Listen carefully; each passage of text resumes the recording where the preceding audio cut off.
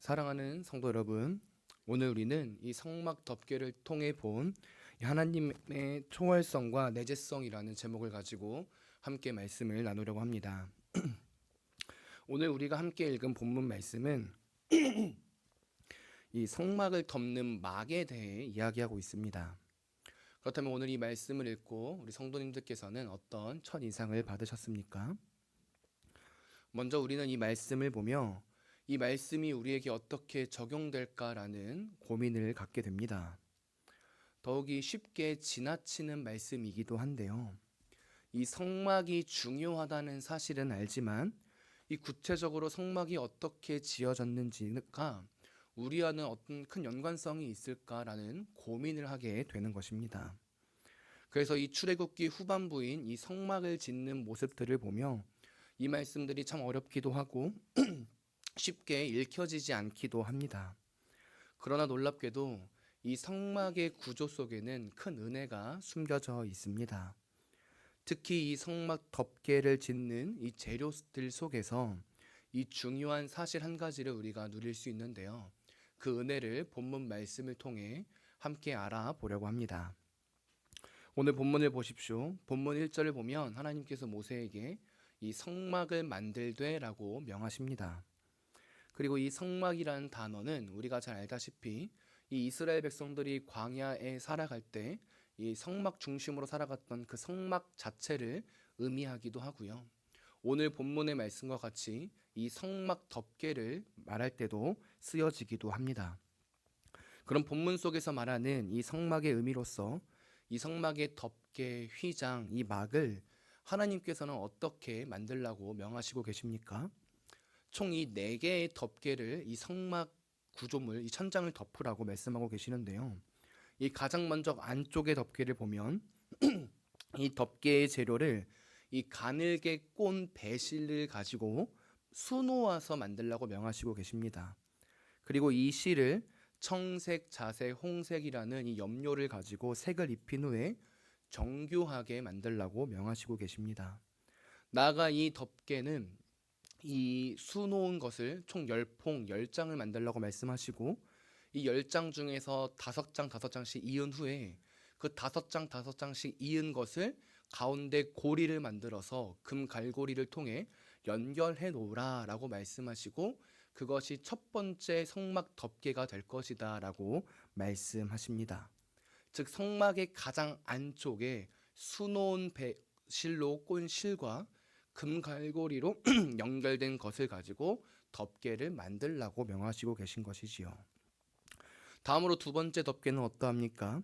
이 첫 번째 덮개보다는 조금은 길게 그리고 장수도 11개를 만들어서 이번에는 6개와 5개로 나누는데 그 재료를 염소 털로 만들라고 명하십니다.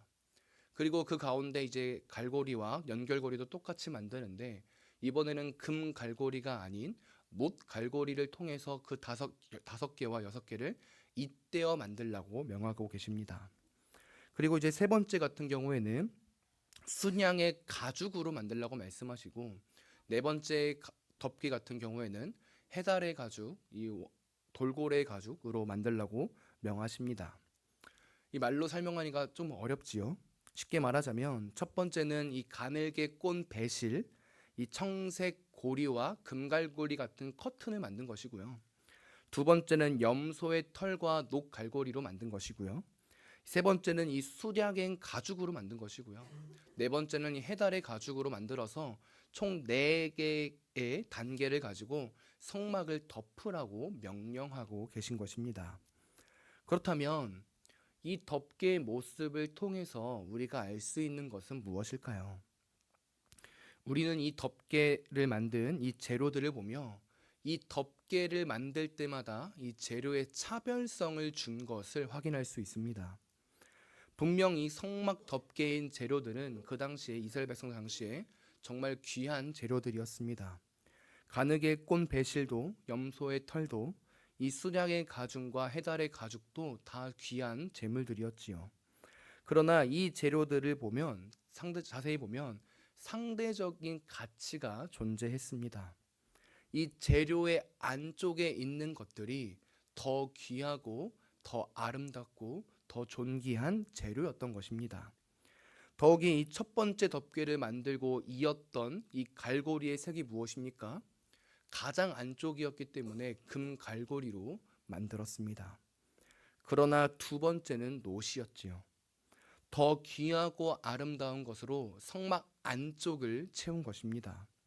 그렇다면 왜 덮개 가운데 이러한 상대적인 차등을 준 것일까요? 그 이유는 바로 이 성막 안에 나타난 이 거룩함의 차별 현상 때문에 그렇습니다. 무슨 말입니까? 이 성막은 지성소, 즉 하나님이 계신 곳으로부터 더 거룩하다는 것을 보여주는 존재였고 목적이 있었기 때문입니다.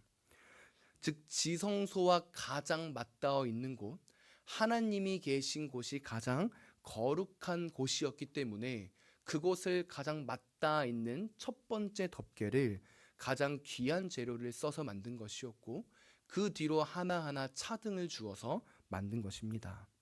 나아가 이러한 모습은 덮개뿐만이 아니라 이 성막에 사용된 재료들을 통해서도 나타나는데요. 이 성막의 벽과 성막의 뜰을 만들었을 때 이 재료들의 차이가 드러납니다. 이 지성소와 가까운 성막의 벽은 금과 은으로 만들지만 지성소와 성소를 넘어 이스라엘 백성들이 제사를 드렸던 이 성막의 뜰은 녹과 은으로 재료를 통해 만들어집니다. 더불어 이스라엘 백성들이 이 성막으로 들어오는 곳에서도 이 거룩함의 차등성은 나타나는데요. 많은 이스라엘 백성들이 제사를 드렸던 곳이 어디입니까? 바로 성막 안, 성소와 지성소가 아닌 이 성막의 뜰이었습니다. 그럼 이 성막 안에 있던 성소와 지성소에는 누가 들어갑니까? 성소에는 거룩한 제사장들이 들어갔었고요. 그 안에 하나님이 계신 지성소에는 제사장도 아닌 대제사장이 1년에 한 번 대속죄일에만 들어갔습니다. 구별되어 가장 거룩한 곳에는 구별된 자들만이 들어갔던 것이지요. 이 거룩함의 차등성이 나타나는 것입니다. 그렇다면 왜 성막 안에는 이러한 거룩함의 차등성을 둔 것일까요? 그것은 바로 이 지성소 안에 계신 하나님이 거룩하시고 위대하시고 구별되신 분이심을 나타내기 위함이었습니다. 즉 우리 하나님은 거룩하신 분이시기에, 구별된 분이시기에 누구도 함부로 대할 수 없다는 사실, 온전히 그분은 영광 받으셔야 된다는 사실을 보여주는 것입니다. 그리고 이 사실을 성막과 성막 덮개와 재료들을 통해서 나타내주고 있는 것이지요. 그런데 여기서 우리는 한 가지 궁금점이 생기게 됩니다. 그것이 무엇일까요? 바로 이 성막의 핵심은 이 하나님이 이스라엘 백성들과 함께 하시는 것 아닌가? 라는 궁금점이 생기게 되는 것입니다. 보십시오. 성막의 존재 이유가 무엇입니까? 성막이 어디에 존재했습니까? 바로 이 광야 생활 가운데 이스라엘 백성들 이 정중앙에 존재했습니다. 즉 이스라엘 백성들과 하나님이 함께 하신다는 사실을 보여주기 위해 성막을 만들고 그 성막 중심으로 이스라엘 백성들은 살아갔던 것입니다. 그리고 그렇다면 이러한 성막의 의미는 오늘 본문의 의미와는 상반된 것처럼 보이기도 합니다. 이 함께 하시는 하나님이신데 왜 거룩함의 차등성을 주어 이런 모습으로 성막을 지으셨을까? 라는 우리의 궁금증이 나타나는 것이지요. 거룩의 차등을 주며 이 함께할 수 없는 하나님을 보여주는 것 같은 느낌을 받는 것입니다. 사랑하는 성도 여러분, 우리는 이 모습을 어떻게 해결해야 할까요? 우리는 이 은혜 두 개를 전부 다 인정하면 됩니다. 하나가 하나를 상반되게 만드는 것이 아니라 하나님께서는 우리와 함께 하시는 분인과 동시에 거룩하고 구별되시고 초월하시고 우리의 구주이시고 위대하신 분이심을 동시에 인정하면 됩니다. 그리고 그것이 바로 이 하나님 안에 나타난 거룩 초월성과 내재성의 은혜입니다. 즉 우리 하나님은 우리와 함께 내재하십니다. 사랑으로 우리와 함께 하시고 우리 곁에 계십니다. 그러나 그 하나님은 초월하신 분으로서 영광 받으셔야 될 분이시고 위대하신 분이신 것입니다. 우리가 함부로 대할 수 있는 분이 아니라 사랑이 많으시지만 우리는 그분께 영광을 올려드려야 될 존재로 바라봐야 한다는 것이지요. 우리를 사랑하시고 우리와 함께 하시지만 그분은 전능하시고 전지하신 하나님이심을 우리는 깨달아야 하는 것입니다. 그런데 많은 이들이 이 두 가지 은혜 사실 속에서 한 가지에만 초점을 맞출 때가 많습니다. 특히 이 현 시대 속에서는 이 하나님의 내재성, 우리와 함께 하시는 하나님에만 초점을 둘 때가 많습니다. 그래야 해서 우리와 함께 하시는 하나님이라는 이 이유, 이 맹목적인 이유 하나만으로 우리가 사람들 간의 관계성 속에서도 하지 않는 일을 하나님 앞에는 할 때가 너무나도 많습니다. 이 예배 시간에는 조금 늦어도 괜찮겠지? 이 찬양 시간은 준비하는 시간이지? 이 예배 시간에 음료 마시는 것은 괜찮겠지? 이 핸드폰 보는 거는 괜찮겠지? 이 하나님은 사랑의 하나님이시니까 이 정도쯤이야 괜찮겠지라는 생각을 우리는 너무나도 많이 합니다. 근데 생각해 보십시오. 우리는 이러한 모습을 일상생활 속에서도 하지 않습니다. 중요한 미팅이 있을 때, 누군가와 약속을 지킬 때 우리는 어떻게 합니까? 먼저 나가 기다리고 그들과 함께 먼저 사전에 불필요한 것들을 다 차단합니다.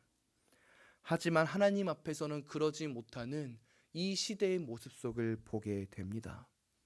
하나님의 초월성을 인정하지 못하고 인식하지 못하는 것입니다. 그러나 오늘 본문은 말합니다.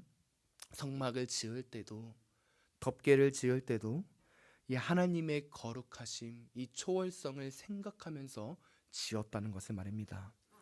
그리고 그 말은 곧 우리 역시도 하나님의 거룩하심과 그분의 초월성을 인식하고 받아들여야 한다는 것을 의미합니다. 특히 성막이 하나님을 예배하는 장소였고 하나님을 만나는 장소였음을 볼 때 우리도 예배하는 이 주일 공예배 시간, 나머지 기도의 시간 가운데서 이 모습들을 행해야 합니다. 우리의 생각은 내려놓고 우리의 평안함은 잠깐 내려두고 하나님께 목적을 맞추어 그분이 원하시는 방향과 모습대로 예배를 드려야 하는 것입니다. 이제 말씀을 마무리하겠습니다. 이제 26년도도 벌써 2달이 다 지나갔습니다. 이제 10달이 남았습니다. 이 10달 동안 우리는 어떤 삶을 살아가야 합니까? 먼저 하나님께서 우리와 함께 하신다는 사실을 깊이 누리는 우리가 되어야 합니다. 그분의 사랑이 우리 가운데 얼마나 잘 드러나고 있는지, 특히 말씀과 예배를 통해서 우리 주 예수 그리스도께서 우리를 위해 죽으시고 부활하셨다는 그 놀라운 사실의 은혜를 매 순간 깨달아야 합니다. 그리고 나아가 두 번째로 그 사랑의 은혜를 알았다면 그 사랑 때문에 편안해지고 안락함을 누리는 것도 중요하지만 오히려 그 사랑을 베풀어 주신 하나님께서 높고 위대하시고 초월하신 분이심을 우리가 기억해야 합니다. 그래서 그분께 영광을 올려드리고 그분이 정말 하나님이시라는 사실을 우리의 예배 생활 속에서 드러내야 합니다. 더욱더 겸손하게, 더욱더 존경과 겸손과 경외함을 갖고 나아가는 우리가 되어야 합니다. 그리고 그럴 때 우리의 예배가 하나님 보시기에, 우리 주님 보시기에, 성령 하나님 보시기에 가장 아름다운 모습으로 이루어질 것입니다. 그런 은혜가 나타나는 우리 교회가 되기를 간절히 소망합니다.